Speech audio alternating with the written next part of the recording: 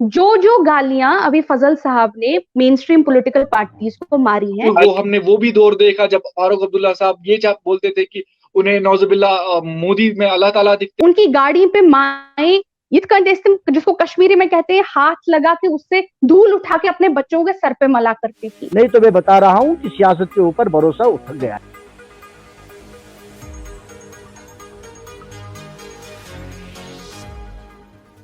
बिस्मिल्लाहिर्रहमानिर्रहीम, अस्सलाम वालेकुम नाज़रीन। जम्मू कश्मीर में सियासत का हाल तो आप मुझसे बेहतर जानते हैं, जम्मू कश्मीर में सियासतदानों का हाल भी आप मुझसे बेहतर जानते हैं, लेकिन इसी बीच हमारे जम्मू कश्मीर के कुछ प्रोमिनेंट यूथ फेसेस ने पॉलिटिक्स ज्वाइन की है। इसी बात पे आज एक डिबेट करने के लिए हमने उन्हीं दो एक प्रोमिनेंट फेसेस को इस डिबेट में बुलाया, जिनसे हम पूछेंगे कि ऐसा क्या हुआ, उनने कैसे आइडिया है कि उन्होंने पॉलिटिक्स ज्वाइन की इन हालात में। तो सबसे पहले तो हमारे गेस्ट का खैर मकदम है, हम खैर मकदम करते हैं। सबसे पहले लेडीज फर्स्ट से ही शुरू करेंगे। इफरात जान जो कि नेशनल कॉन्फ्रेंस की लीडर हैं और स्पोक्स पर्सन भी हैं।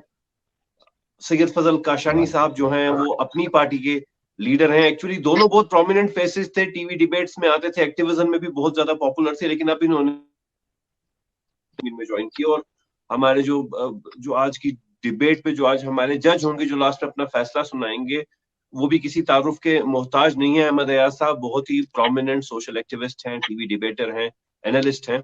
तो आप सबों का शुक्रिया बहुत बहुत। इफ्रा आपसे ही शुरू करेंगे।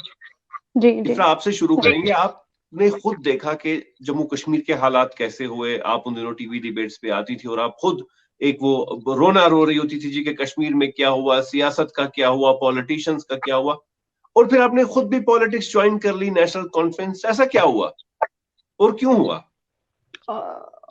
देखिए, जब मैं पहली बात तो पॉलिटिकली एक्टिव मैं कम से कम 22 इयर्स से हूँ और आज कम से कम मुझे लगता है 20 साल से हूँ। आज तो आवाज एको हो रही है माजिद साहब, आप अपना ये बंद कर दीजिए। जी जी। तो पहली बात तो जब पॉलिटिक्स की बात आती है, I am active in political life, actively writing on politics for around 8-9 years। लेकिन शायद मैं अब इतनी फेमस नहीं थी, कोई मुझे जानता नहीं था, तो कोई पढ़ता नहीं था उन चीजों को। तो 8-9 साल से मैं लिख रही हूँ इलेक्टोरल पॉलिटिक्स। लेकिन सवाल है कि इलेक्टोरल पॉलिटिक्स में मैं कैसे आई। जब आर्टिकल 370 का एब्रोगेशन हुआ, मैंने एक चीज नोटिस की। I was a TV debater और आई वॉज ऑल्सो स्टूडेंट। मैं लॉ भी कर रही थी, साथ में टीवी भी कर रही थी। और मैंने कुछ टीवी डिबेट्स पे कॉन्स्टेंटली एक थीम देखी, जहां पे जो लोग मुझे बीजेपी के जो मीडिया थे, specially close connection to the BJP, there was one constant theme. वो कॉन्स्टेंटली नेशनल कॉन्फ्रेंस को टारगेट करते थे। अर्नब गोस्वामी की बात कर लीजिए, हर शाम को वो बोलता था, अब्दुल्ला हैव टू आंसर। आप मुझे लगता है विटनेस रहे होंगे। आप टाइम्स नाउ की बात कर लीजिए, किसी भी न्यूज चैनल की अनएंडिंग डिबेट्स कर लीजिए। और एक चीज जो मैं क्लियरली समझ गई कि जो बीजेपी का इकोसिस्टम है, मीडिया इकोसिस्टम है, वो नेशनल कॉन्फ्रेंस का दुश्मन है। ये अगर आप नेशनल टेलीविजन देखते होंगे तो आप समझ गए होंगे। उसके बाद तब तक मैं एक स्टूडेंट थी जो शायद मेन स्ट्रीम से उठ गई थी, जिसे बोला गया था कि मेन स्ट्रीम गलत है, ये चोर हैं, ये वो हैं, ये हैं। I started reading the history of Jammu Kashmir. I wanted to know कि ये जो इतनी दुश्मनी इनको नेशनल कॉन्फ्रेंस से है, ये क्यों है बीजेपी इकोसिस्टम को।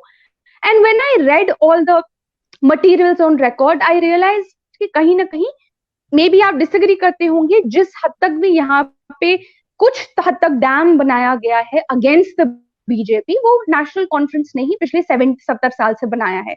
उसमें चाहे शेख साहब को जेल में 25 साल क्यों ना रहना पड़ा उस वजह से, उसमें अलग अलग लीडर्स को कॉन्स्टेंटली जेल में क्यों ना रहना पड़ा। तो it's a constant struggle of 70 years against Delhi and the national conference. And as a student of federalism and a strong proponent of federalism, मुझे लगा कि एक जो आर्टिकल 370 का जो असॉल्ट हमारी जम्मू और कश्मीर पे हुआ था, वो एक सेंट्रलाइज्ड असॉल्ट भी था, जहां फेडरलिज्म को खत्म कर दिया गया था। और अगर आप एक स्ट्रॉन्ग फेडरलिज्म चाहते हैं तो आपको अपने रीजन की पॉलिटिकल पार्टी को स्ट्रॉन्ग करना पड़ेगा, क्योंकि फेडरलिज्म विल नॉट एग्जिस्ट अगर आपकी स्टेट की रीजनल पार्टी जो है वीक है। जहां पे स्टेट में भी वही पॉलिटिकल पार्टी है, सेंटर में भी वही पॉलिटिकल पार्टी है, वहां कोई फेडरलिज्म नहीं है और वहां कोई फेडरलिज्म का मतलब नहीं। एंड टू मेक श्योर कि जब भी हमारी गवर्नमेंट बनेगी या कोई भी स्टेट असेंबली आएगी, to protect certain rights like the land rights, rights like the job rights of people of Jammu and Kashmir. इन दो चीजों के लिए और डोमिसाइल राइट्स के लिए, इन तीन चीजों के लिए खसूसन एक स्ट्रॉन्ग पॉलिटिकल पार्टी को चुनना होगा जम्मू और कश्मीर की रियासत को। और तभी आप किसी हद तक इसके अगेंस्ट जो एक ऑनस्लॉट है जम्मू एंड कश्मीर पे, उस पे आप एक डैम बना सकते हैं उस ऑनस्लॉट पे। And this was the specific reason मैंने नेशनल कॉन्फ्रेंस क्यों चुनी, क्योंकि ये एक स्ट्रॉन्ग पॉलिटिकल पार्टी थी, एक रूटेड पॉलिटिकल पार्टी थी। और अगर आप इनकी हिस्ट्री देखेंगे, इनकी हिस्ट्री रही है ऑफ रेजिस्टेंस। और आज अगर हमको किसी पॉलिटिकल पार्टी की इस दौर पे जरूरत है, वो एक pan Jammu and Kashmir party है जो दिल्ली को इस टाइम पे रेजिस्ट कर सकेगी, न्यू दिल्ली के ऑनस्लॉट को। आपने, हो सकता है कि आपको डिसएग्रीमेंट्स होंगी, देखिए हो सकता है कि नेशनल कॉन्फ्रेंस, और मुझे नहीं लगता कि होनी भी चाहिए एक पॉलिटिकल सिस्टम में, हर किसी को डिसएग्रीमेंट्स होती है नेशनल कॉन्फ्रेंस में, और I give you the space, आपको कोई भी डिसएग्रीमेंट हो। लेकिन सवाल ये भी है कि इस वक्त की जो सिचुएशन है, मुझे डिसएग्रीमेंट थी बहुत सारी, बट इस वक्त की जो सिचुएशन है, उस सिचुएशन को मद्देनजर रखते हुए आपका फैसला क्या होगा। मैंने फैसला किया कि इस सिचुएशन की मद्देनजर रखते हुए नेशनल कॉन्फ्रेंस को ज्वाइन करना और इस तंजीम को मजबूत करना यहाँ की आवाम के हक में होगा। और एक लास्ट पॉइंट कहना चाहती हूँ माजिद साहब, किसी ने एक बार कहा था कि वो कौन सा इंसान है जो सबसे ज्यादा करेजियस होता है, जिसमें सबसे ज्यादा करेज होता है। और बहुत वाइज इंसान ने जवाब दिया कि सबसे ज्यादा करेज उस इंसान में होता है जो चेंज को देखता है, समझता है, और उस चेंज को, अपने अहंकार को, अपने ईगो को तोड़ के उस चेंज को एक्सेप्ट करता है। आज आप एक्सेप्ट करें या ना करें, जम्मू और कश्मीर एक चेंज पॉलिटिकल सिनेरियो में है। इस चेंज पॉलिटिकल सिनेरियो के लिए मेरा आंसर जो था वो यहाँ की oldest regional party national conference को स्ट्रॉन्ग करना था, and that is why I decided to join. आपके लिए भी यही सवाल है, आपने सिचुएशन देखी, आप राग आलाप रहे होते थे, रो रहे होते थे, पॉलिटिक्स खत्म हो गई, पॉलिटिशियन खत्म हो गए, कश्मीर खत्म हो गया, और फिर आप इसी पॉलिटिक्स में आ गए, क्या वजह हुई? आप अपनी एक्सप्लेनेशन बताइए। देखिए, इलेक्टोरल पॉलिटिक्स में आना इतनी जल्दी कोई प्लान था नहीं लेकिन आफ्टर एब्रोगेशन ऑफ आर्टिकल 370 जब हमने देखा कि there were very few voices, in fact Iffra was one of them who was opposing the move, और जो कश्मीर में जो हालात थे, ग्राउंड सिचुएशन थी, उसकी जो बात करने वाले कोई नहीं थे। और हम ही कुछ लोग थे जो टीवी डिबेट्स पे जाके we used to show the mirror to the national media कि what is actually happening on the ground. उस दौरान फिर जब मैंने रियलाइज किया कि जब अल्ताफ साहब की बेसिकली पॉलिटिकल पार्टी लॉन्च हुई, it was in a circumstances, in a situation where all the political leaders were arrested, कोई पॉलिटिकल आवाज नहीं थी यहाँ से, and then he decided to come out of his house and लोगों की representation करे। और जो इमीडिएटली जो उस टाइम पे जो मुद्दे थे, चाहे वो SRO 202 हो या यहाँ के डोमिसाइल राइट्स हो या बाकी जो भी इश्यूज थे, उनको इमीडिएटली एड्रेस करना जरूरी था। और जब अल्ताफ साहब बाहर आए, जब उन्हें प्राइम मिनिस्टर से मुलाकात की, तो one of the demands was to release the political leaders of the Jammu and Kashmir, जिसमें नेशनल कॉन्फ्रेंस के उमर अब्दुल्ला साहब, फारूक अब्दुल्ला साहब, महबूबा मुफ्ती साहिबा, ये सब थे। And a person like Altaf Bukhari साहब, जिनका एक well established business raha hai, I mean he has been one of the top businessmen from Jammu and Kashmir, for him to leave his business aside, to leave his luxury aside and coming out of this on the streets and talking about the Kashmir and Kashmiri people, ये मुझे लगा कि कहीं ना कहीं ऐसी political forum की यहाँ पे कश्मीर में जरूरत थी, जो ट्रेडिशनल पॉलिटिकल पार्टीज यहाँ पे रही हैं, चाहे वो नेशनल कॉन्फ्रेंस हो, PDP हो, उनसे एक ऑल्टरनेट लोगों को चाहिए था, because people didn't want to be stuck in these political parties की, चाहे PDP हो या नेशनल कॉन्फ्रेंस हो, दोनों में से कोई एक जो है नेशनल पार्टी के साथ अलायंस करके यहाँ पे गवर्नमेंट बनाता था। रही सवाल नेशनल कॉन्फ्रेंस की, इफ्रा जी ने एक पॉइंट ये उठाया कि पिछले 70 साल में नेशनल कॉन्फ्रेंस एक वाहिद एक ऐसी फोर्स है जो बीजेपी के अगेंस्ट खड़ी हुई है। बट उन 70 साल में हमने वो दौर भी देखा जब उमर अब्दुल्ला साहब गवर्नमेंट में थे बीजेपी के, हमने वो भी दौर देखा जब फारूक अब्दुल्ला साहब ये बोलते थे कि उन्हें नौजुबिल्ला मोदी में अल्लाह ताला दिखते हैं, या आर्टिकल 370 हटने के बाद भी जो लद्दाख में इनका अलायंस रहा था बीजेपी के साथ। सो ये जो बेसिकली दोगलापन रहा है ये लोगों को रियलाइज हो रहा है, और लोग जानते हैं कि ये पॉलिटिकल पार्टीज ने हमेशा कश्मीर के अवाम के लिए के साथ कॉम्प्रोमाइज किया है। उन्होंने अपने एथिक्स, जो बेसिक आइडेंटिटी के लिए जो हमारे यहाँ पे मेजर्स थे, हमारी अपनी एक आइडेंटिटी थी, उन पे हमेशा जो अगर कॉम्प्रोमाइज किया है वो उन्हीं पॉलिटिकल पार्टीज ने किया जो इससे पहले पावर में रही। कुछ दिन पहले यहाँ पे पावर आउटरीच चल रहा था, लोग काफी गुस्सा थे, नेशनल कॉन्फ्रेंस के लोग काफी गुस्सा थे। बट गिरेबान में अपनी झांक के देखना कि उन्होंने अपने दौर में क्या किया, उन्होंने कौन से धोखे किए, ये बेसिकली इस चीज के लिए एक ऑल्टरनेट जरूरत था यहाँ के लोगों का। और मुझे लगता है अपनी पार्टी जम्मू एंड कश्मीर, अपनी पार्टी एक pan Jammu and Kashmir party है। आप हमारा स्टैंड देखिए, जम्मू में हम बाहर आते हैं हर मुद्दे पे, यहाँ पे हर एक मुद्दे पे हम ये बात उठाते हैं, और हमारी लीडरशिप आज के टाइम में बीजेपी के सामने आंखों में आंख डाल के अपनी डिमांड्स रखती है, डिमांड्स पूरी करवाती है, और ना कि बैकडोर मीटिंग्स करके फेवर्स लेती है, पॉलिटिकल स्पेस की भीख मांगती है। ऐसी पॉलिटिकल पार्टी हमारी नहीं है। और हम जो भी बोलते हैं, चाहे वो आर्टिकल 370 को लेके हमारा स्टैंड हो, 35A को लेके स्टैंड हो, हमारा स्टैंड क्लियर है, और जो हम बैक द स्टेज बोलते हैं वही हम लोगों के सामने भी रखते हैं। कोई झूठा आश्वासन नहीं देते। इफ्रा जान हाथ उठा रही है, लेकिन इफ्रा मैं आपसे पहले पूछना चाहूंगा, फजल के लिए भी सवाल है। आप मुझे पहले एक चीज बता दें, आप मुझे कहिए, नेशनल कॉन्फ्रेंस 370 बचा नहीं पाई, नेशनल कॉन्फ्रेंस 35A बचा नहीं पाई, नेशनल कॉन्फ्रेंस अपने लीडर्स को जेल जाने से बचा नहीं पाई। अब नेशनल कॉन्फ्रेंस कौन सा तीर मारने जा रही है जो आपने नेशनल कॉन्फ्रेंस ज्वाइन की? छोटा सा टू द पॉइंट कहते हैं ना, वो रैपिड फायर में जवाब दीजिएगा, छोटे छोटे जवाब, ताकि नहीं, मेरे एक्चुअली 2 पॉइंट्स है मेरे। आप प्लीज अनम्यूट कर दीजिए जी। मैं आपके 2 चीजों का जवाब दूंगी। पहली बात तो I did not want this debate to be a तू मैं डिबेट, I wanted कि why I joined national conference, but there are certain questions which have been raised. Let me answer them briefly. जो गालियां अभी फजल साहब ने main stream political parties को मारी हैं, मैं इनको याद दिला देती हूँ। अच्छा ठीक है, जो तनकीद आपने की है, चलिए may be this is better, जो तनकीद उन्होंने मेन स्ट्रीम पोलिटिकल पार्टी की है, उनको शायद भूल गया है कि 2019 तक अल्ताफ बुखारी जी जो थे उन्हीं मेन स्ट्रीम पोलिटिकल पार्टीज का पार्ट थे, पीडीपी का वो पार्ट थे, और उनको शायद भूल गया है कि पीडीपी की गवर्नमेंट में जब पीडीपी ने अलायंस किया था बीजेपी के साथ, तो अल्ताफ बुखारी साहब उस गवर्नमेंट में मिनिस्टर भी रहे थे। तो अचानक आज ये हो जाता है कि ये लोग मेन स्ट्रीम का पार्ट रहे होते हैं, मेन स्ट्रीम में बीजेपी के मिनिस्टर तक बन गए होते हैं, लेकिन अचानक से फिर वो कपड़े बदल देते हैं और कहते हैं अरे हम अब नई पॉलिटिकल पार्टी है, अब हमारा कोई इतिहास नहीं। आप तो खुद मेन स्ट्रीम थे, आप यहाँ आके कहते हैं कि हमको जो यहाँ के लोगों को एक ये चाहिए था, अल्टरनेटिव चाहिए था। किससे अल्टरनेटिव चाहिए था? आपसे अल्टरनेटिव चाहिए था। Altaf Bukhari in the PDP government who was a cabinet minister, उससे अल्टरनेटिव चाहिए था, इसलिए अल्ताफ बुखारी साहब से अब उस कैबिनेट मिनिस्टर के लिए अल्टरनेटिव चाहिए, तो अब I am Altaf Bukhari in the अपनी पार्टी। नाम बदलने से इंसान नहीं बदलता है, पहली बात।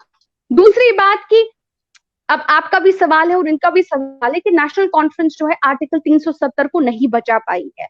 देखिए, नेशनल कॉन्फ्रेंस जो है आर्टिकल 370 को कश्मीरी आवाम नहीं बचा पाई, या जम्मू एंड कश्मीर का कोई इंसान नहीं बचा पाया, क्योंकि उस टाइम पे बीजेपी ने यहाँ पे 8000 के करीबन फौज लाई, हर किसी को जेल में बंद किया गया। इसका ये मतलब नहीं है कि कश्मीर की आवाम बुज़दिल है, नेशनल कॉन्फ्रेंस के लोग बुज़दिल है। इसका ये मतलब है कि जो ऑनस्लॉट हुआ, यहाँ कोई मरना, सड़कों पे कोई मरना नहीं चाहता, यहाँ पे कोई nobody wanted to die cheap।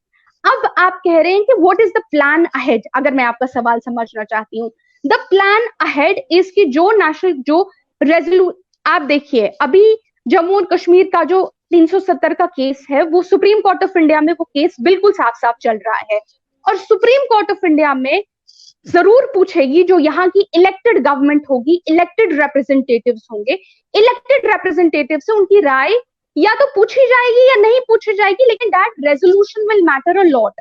Why will it matter? because when Article 370 was abrogated, यहाँ की अवाम को represent किया था लेफ्टिनेंट गवर्नर ने, but a governor cannot represent the people because he is not elected. So an elected body's resolution will matter, and I don't say this just as a national conference person. I also say this as somebody who's been studying law for 8 years now. अगर आप law पढ़ेंगे, आप देखेंगे कि उस resolution का कम से कम मतलब तो रहेगा। जी, आपकी आवाज नहीं आ रही। बता दें पहले एक चीज, आपकी पार्टी का क्या स्टैंड है, अपनी पार्टी का 370-35A पे दिल्ली से रिश्ते में क्या स्टैंड है? और दूसरी चीज आपने कहा कि हम आंख से आंख मिला के बात करते हैं, आंख से आंख मिला के तो प्यार भी होता है। अभी इफ्रा जी ने कहा कि हम तो बीजेपी के साथ नहीं है, भाई ये तो बीजेपी के टाइम में मिनिस्टर हुआ करते थे, उमर अब्दुल्ला साहब भी होते थे, बाकी भी होते थे। तो आप मुझे बताइए पहले वाजपेयी के टाइम को, आई विल जस्ट से आप वाजपेयी के टाइम को कंपेयर मत कीजिए आज से पहले जो आप 30 साल पुरानी बात कर रहे हैं, कोई बात नहीं, 30 साल पुरानी बात करते, आप वाजपेयी के टाइम को नरेंद्र मोदी जी के टाइम के साथ कंपेयर मत कीजिए। क्यों नहीं कीजिए? Because common sense says it. Number one, Vajpayee जो थे वो नहीं let me respond to your question. Vajpayee जो थे, whatever he was at the verge, literally at the verge of solving Jammu and Kashmir conflict. फजल आप बताएं पहले आपका स्टैंड क्या है? 370 में मुझे नहीं समझ आता आपकी पार्टी का स्टैंड। और दूसरा चीज आप कह रहे हैं जी अल्ताफ साहब बिजनेसमैन थे और वो पॉलिटिक्स, क्या उन्होंने कोई कश्मीरी कौम पे खैर कर दिया इसका करके? क्या हमें उनका एहसानमंद होना चाहिए कि वो अपना बिजनेस के अलावा पॉलिटिक्स में भी आए? भाई पॉलिटिक्स इज अबाउट पावर, अगर वो पॉलिटिक्स में आए तो उनको बिजनेस में पावर का फायदा मिलेगा। आप मुझे बताइए आपकी पार्टी का स्टैंड क्या है, मुझे समझ नहीं आता, आप बताइए। अपनी पार्टी का स्टैंड 370 और 35 को ये लेके क्लियर है कि ये वापस रिस्टोर होना चाहिए। इसमें कोई दो राय नहीं है कि जो 5 अगस्त को हुआ है वो गलत हुआ है, वो लोगों के मैंडेट के अगेंस्ट हुआ है, लोगों की एस्पिरेशंस के अगेंस्ट हुआ है, इसमें कोई दो राय नहीं है। And we are a party who is fighting article 370।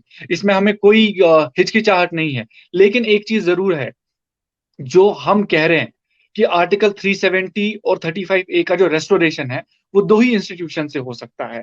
एक तो सुप्रीम कोर्ट से हो सकता है और पार्लियामेंट से हो सकता है। पार्लियामेंट में हमारी कभी इतनी अक्सरियत होगी नहीं हमारे स्टेट से कि हम उतनी मेजोरिटी से उसको वापस लाए। और दूसरी चीज, सुप्रीम कोर्ट में केस चल रहा है, हम भी एक पार्टी है जो उसके लिए लड़ रहे हैं।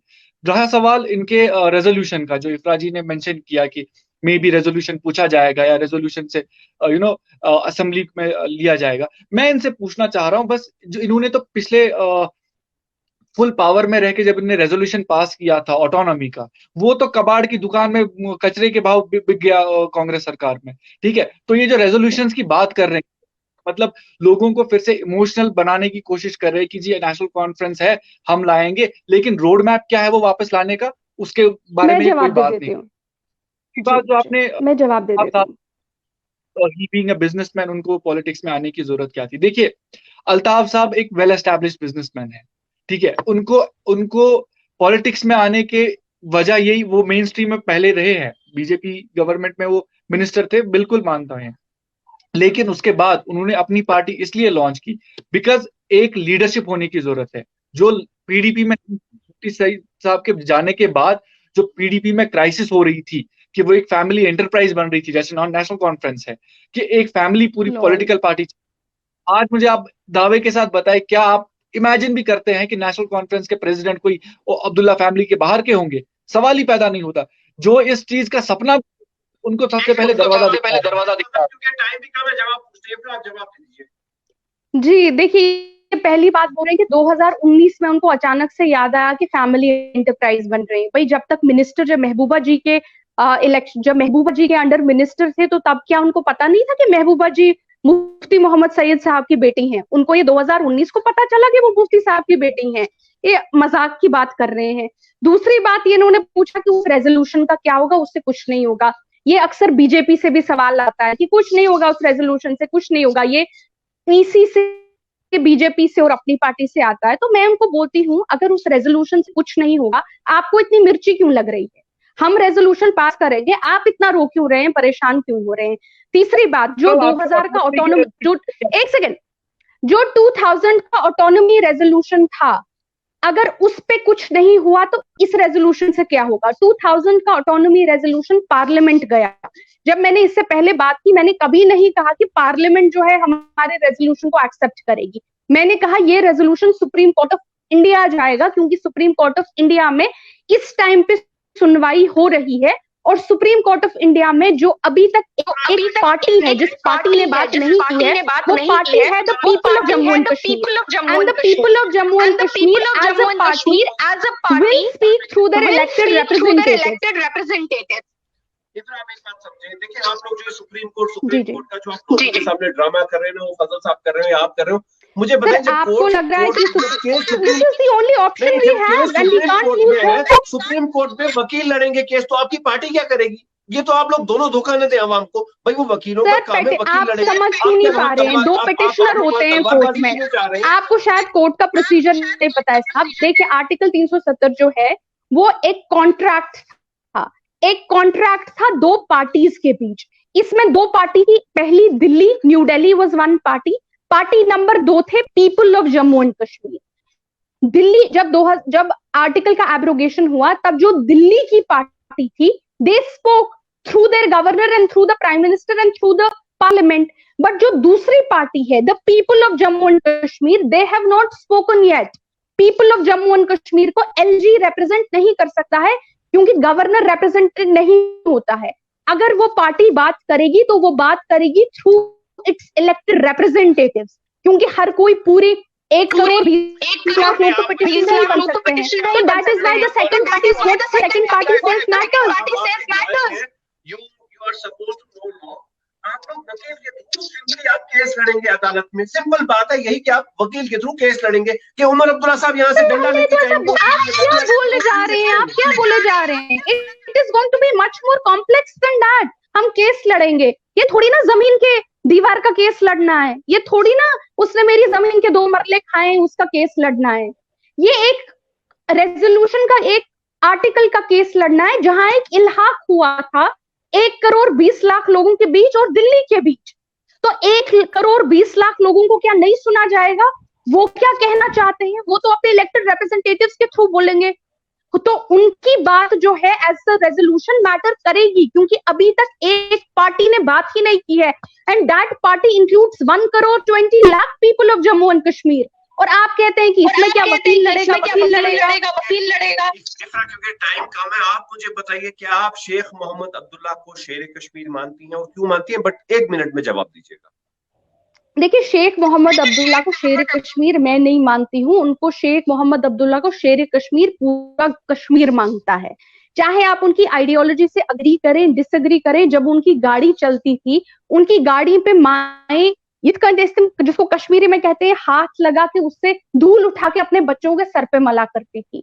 क्या वो सभी बेवकूफ करती थी? क्या हम सभी जम्मू और कश्मीर की आवाम बेवकूफ थी?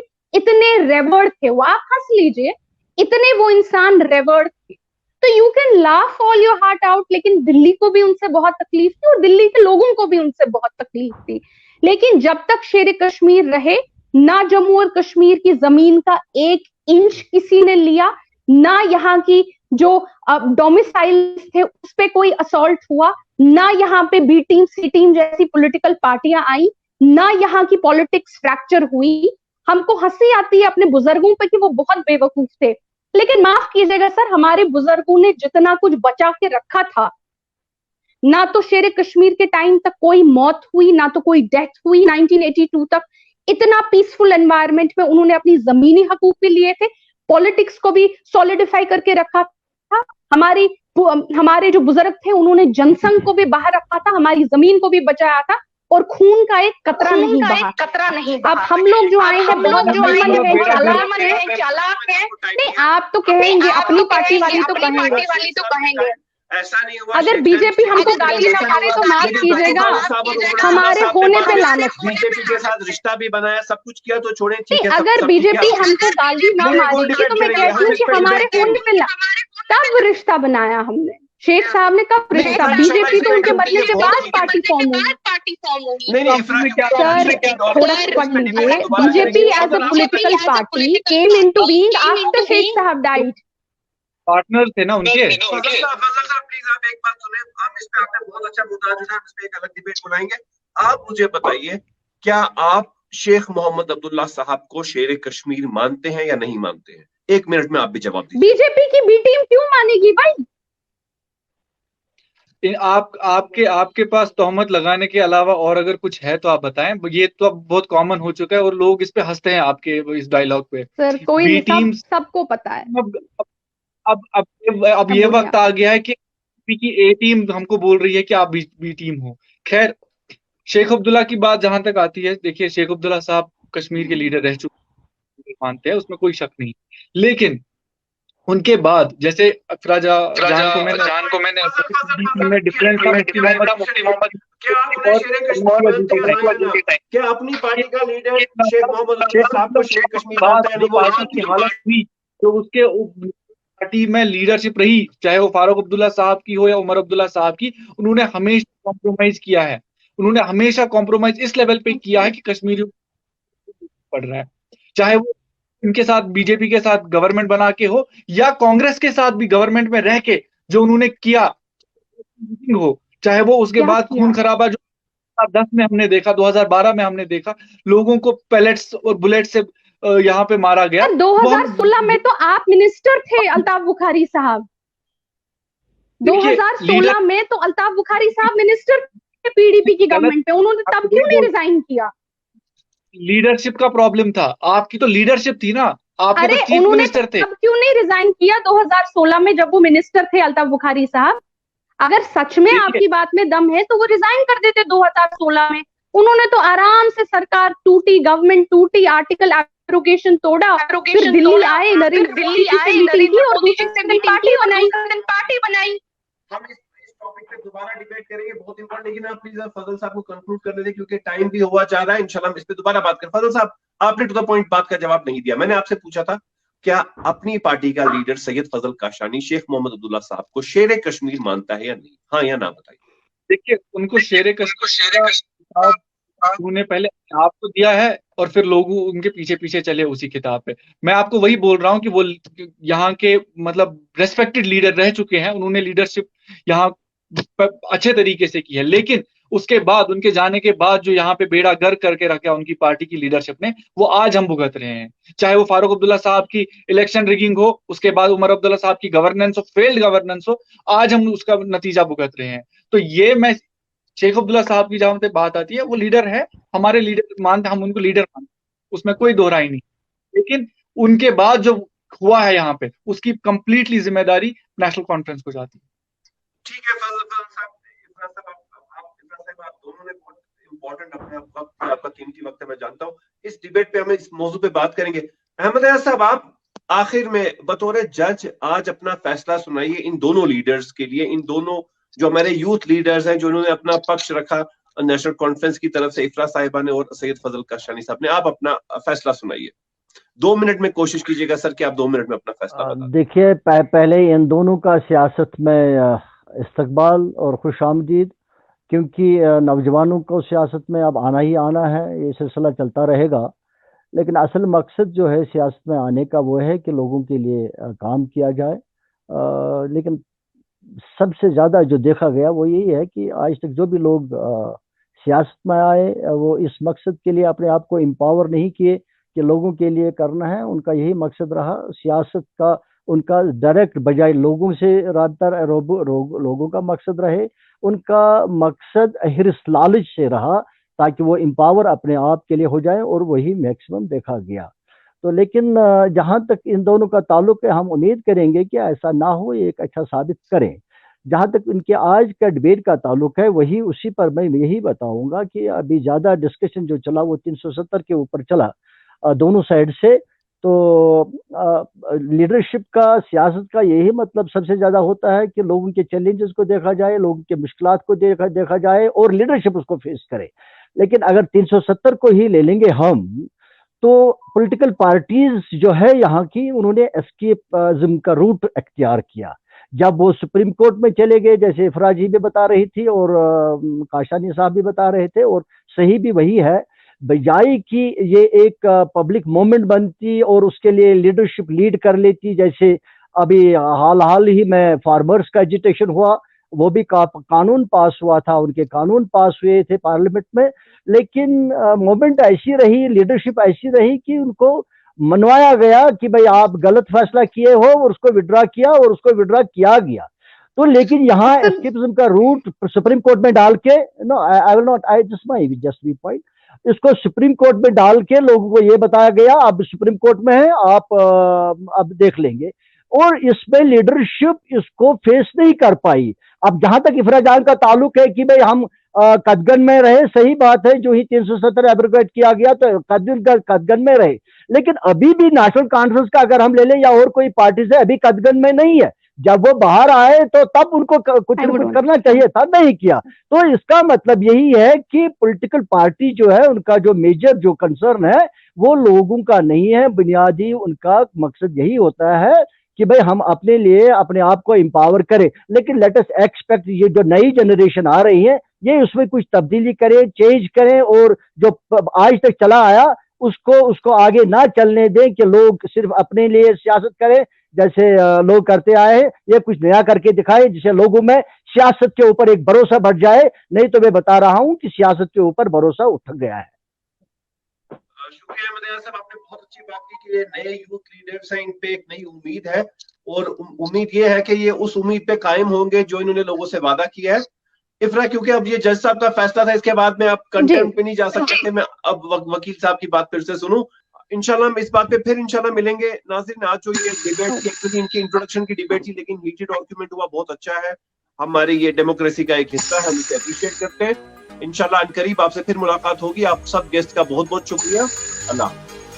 ब्रेकिंग न्यूज और नई तफसीरात के लिए सब्सक्राइब करें माजिद हैदरी का यूट्यूब चैनल, लाइक करें फेसबुक पेज, फॉलो करें ट्विटर और इंस्टाग्राम अकाउंट्स।